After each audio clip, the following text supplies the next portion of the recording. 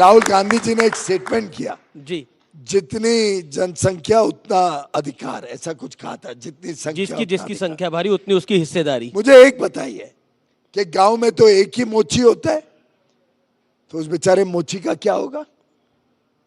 गांव में तो कोई एक पुजारी होता है, उसका क्या होगा? कोई 2-3 दुकानदार होते हैं, उनका क्या होगा? मुझे लगता है कि समाज बांटने के बदले हमने देश की को एकजुट करना है। जी, माननीय प्रधानमंत्री जी ने 5 प्रण दिए थे। 15 अगस्त को देश के समक्ष एक बड़ी सोच, एक बड़ी विजन माननीय प्रधानमंत्री जी ने रखी कि हमें 2047 तक देश को एक विकसित देश बनाना है।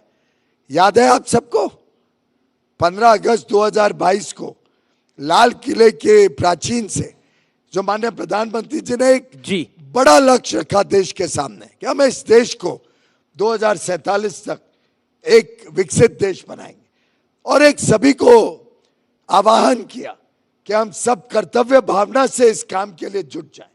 हम सब गुलामी की मानसिकता को नष्ट कर दें, खत्म कर दें।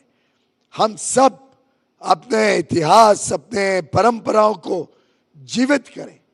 हम सब देश की एकता और एकजुटता को मजबूत करें। जी, हम सब नारी शक्ति का सम्मान करें और एक भ्रष्टाचार मुक्त भारत बनाएं, जिससे हम 2047 तक पूरे देश में समृद्धि लेके जा सकें।